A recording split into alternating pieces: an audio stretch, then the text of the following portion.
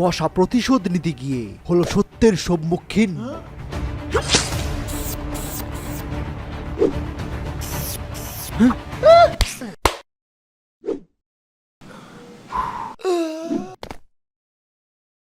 মা, ও এখনো কেন আসছে না?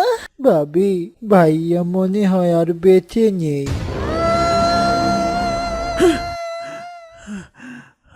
কান্না করবেন না ভাবি, আমি এখন থেকে আপনার সব চাহিদা পূরণ করব। তার আর দরকার নেই রে ছোট ভাই।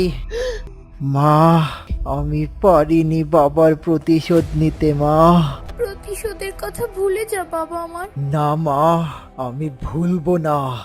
বউ, এবার আমি আমার আসল পাওয়ার ইউজ করব। চলো আমার সাথে বেডরুমে। তোর ছেলে হয়েছে এবার। এখন তারপর কি হলো জানতে নিচের ভিডিওর লিংকে ক্লিক করুন। আমার এক